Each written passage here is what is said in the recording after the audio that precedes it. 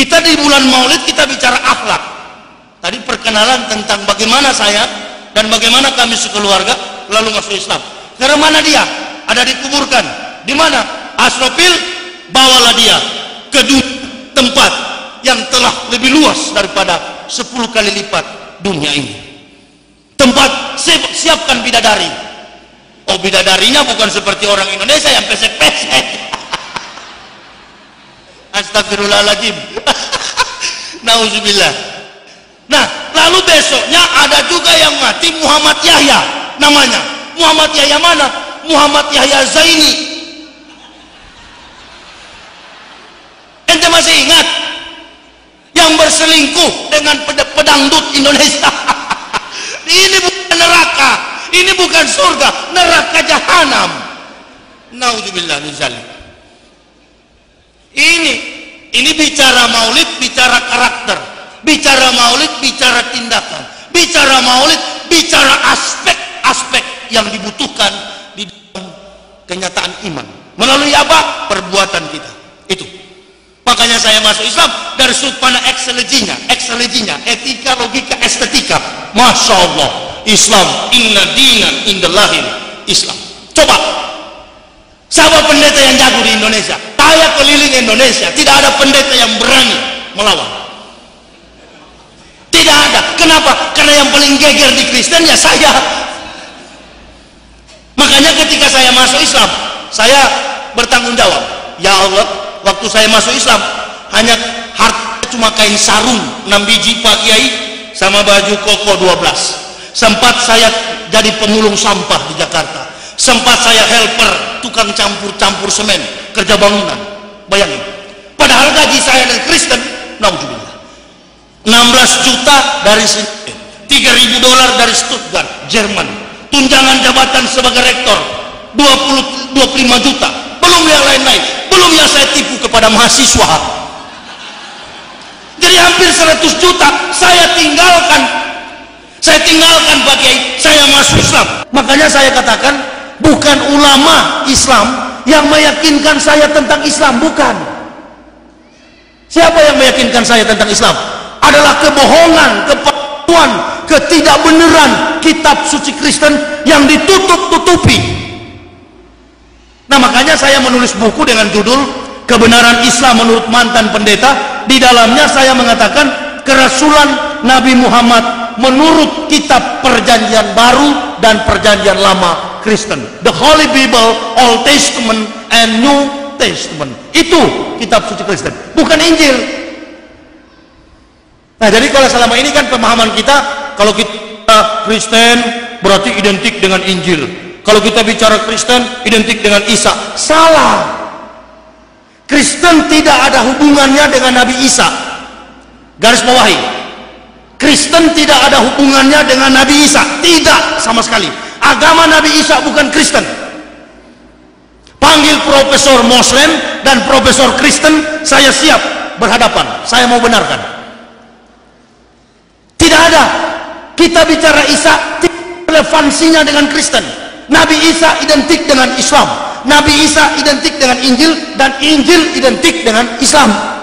Jadi kalau orang bertanya, mana kitab suci Injil? Ya inilah Injil. Al-Quran ini adalah kumpulan, rangkuman keseluruhan kitab nabi-nabi di zaman dulu sampai nabi terakhir pada abad ke-7, baginda Rasulullah Muhammad SAW. Saya mengkaji tentang pengakuan Islam tahun. Belajar Al-Quran 8 tahun, tapi saya mengkaji tentang asyhadu alla ilaha illallah wa asyhadu anna Muhammadar Rasulullah. Yang saya kaji wa asyhadu anna Muhammadar Rasulullah itu 3 tahun. Mengapa umat Islam menyebut Nabi Muhammad utusan Allah? Mengapa? Ini kita harus tahu, jangan cuma tahu sebut. Begini, saya mau jelaskan. Wa asyhadu anna Muhammadar Rasulullah, ketika kita mengaku Nabi Muhammad utusan Allah, berarti kita telah mengakui nabi-nabi sebelum Nabi Muhammad. Makanya di dalam Islam ada 25 nabi. Nah, lalu pembenaran ayat itu di mana? Kalau saudara mengatakan kitab suci Kristen Injil, berarti tidak sah iman Islam saudara. Kenapa? Karena tidaklah sah iman seorang Muslim terhadap Tuhan, terhadap Allah Subhanahu wa taala, kalau tidak mengakui salah satu kitab yang diturunkan Allah dan mengimani nabi yang membawa kitab itu, termasuk di dalamnya adalah Injil.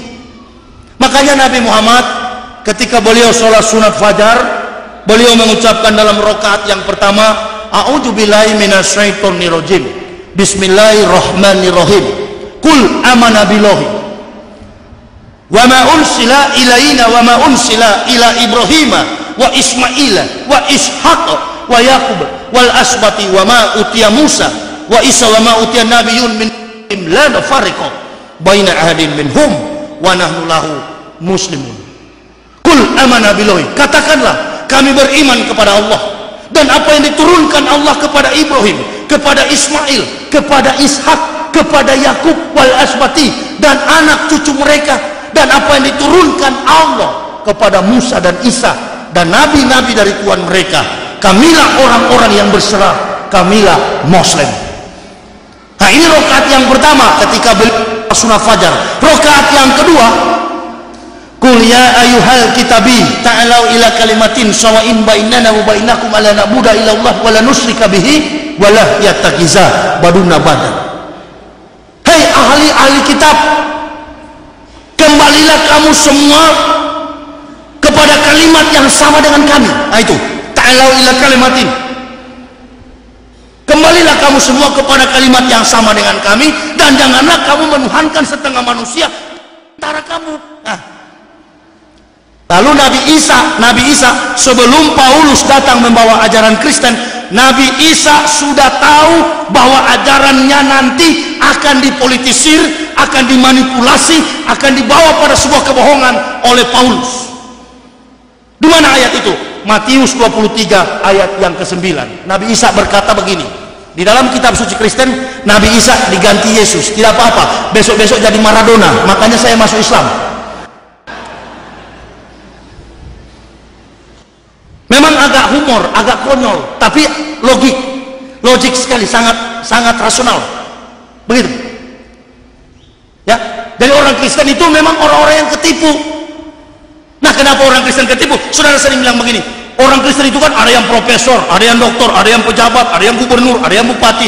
Kenapa nggak tahu 1 tambah 1 2? Ya, kalau orang Kristen semua sudah tahu dan masuk Islam, lalu siapa yang di neraka? Kan begitu.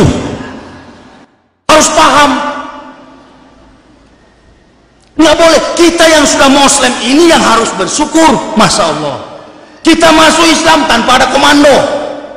Kita masuk Islam tanpa mencari-cari. Ya, saya masuk Islam, mendapatkan Islam bukan di Indonesia. Saya belajar di Israel, baru saya tahu Islam itu benar. Orang Yahudi sendiri yang mengaku di depan saya, kami tahu Nabi Muhammad itu Muhammad apa, dia bukan Muhammad, Ben Abdullah. Kami tahu Nabiullah, dia adalah Nabi, tapi kami tidak akan ikut sampai kiamat. Kami tidak akan percaya ini. Lalu saya tanya sama profesor pembimbing saya, Profesor Dr. Willy Lolowang. Saya masuk Islam, dosen pembimbing saya ini mati bunuh diri. Dia katakan, Yahya, kenapa Prof? Kamu dan istrimu, anak-anakmu masuk Islam. Lalu Prof, saya tidak mau. Kenapa? Saya mau bunuh diri. Bunuh diri betul di Manado. Orang Belanda Yahudi, ibunya Belanda, bapaknya Yahudi. Yahudi ini ketahuan hidungnya mancung tapi patah, face-nya face Arab, seperti orang Arab, tapi hidungnya seperti burung pelatuk kakatua. Lah, memang humor, tapi ini benar. Lah, sekarang gini, ibu-ibu, bapak-bapak periksa DNA-nya Yahudi dan ambil orang Arab punya DNA, sama. Coba tanya, panggil orang Arab, panggil orang Yahudi, periksa DNA, sama. Sudah diteliti di tingkat laboratorium dunia. DNA-nya Yahudi dengan DNA-nya orang Arab sama, karena kakeknya adalah Ibrahim. Astagfirullahaladzim. Makanya kalau mau tahu tentang Islam yang selebar-lebarnya secara global, Al-Quran itu jelas sekali. Yahudi punya Al-Quran, saya tahu besarnya Al-Quran Yahudi 8 kali 12 meter. Tetapi Yahudi tidak pakai untuk beriman kepada Allah. Dia pakai untuk membangun teknologi, dibangun ekonomi dunia, membangun sains, ilmu pengetahuan, dan lain sebagainya. Dia cemburu, dia iri hati ketika Nabi Muhammad dari keturunan Ismail digenapkan janji oleh Allah Subhanahu wa taala melalui Musa dan makanya jangan heran Al-Quran sendiri yang mengatakan bahwa sebelum Nabi Muhammad datang, Nabi Isa Al-Masih sudah memberitahukan. Di mana? Surat As-Saff 61 ayat yang ke-6. Wa iz qala Isa ibnu Maryam ya bani Israil ini Rasulillahi ilaikum musaddiqan lima baina yadaya minat taurati wa basyiran bi rasuliyati min badismuhu Ahmad falama ja'ahum bil bainati qalu mubin. Hai, dan Isa anak Maryam berkata, hai Bani Israel, aku adalah Rasul Allah yang diutus di tengah-tengah kamu untuk menggenapkan kitab sebelumku. Apa kitab sebelum Nabi Isa? Tahu? Taurat Musa. Tetapi akan datang Nabi di tengah-tengah kamu, Rasul Allah, namanya Ahmad bin Abdullah.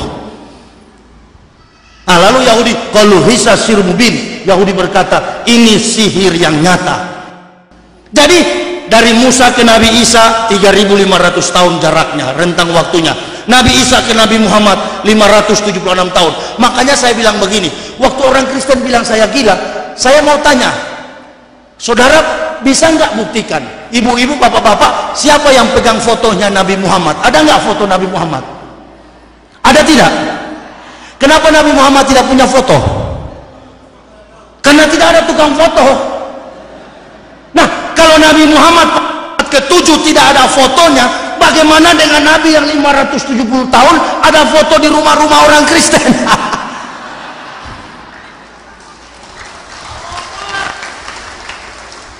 Makanya saya katakan tadi bahwa Nabi Isa bukan Yesus.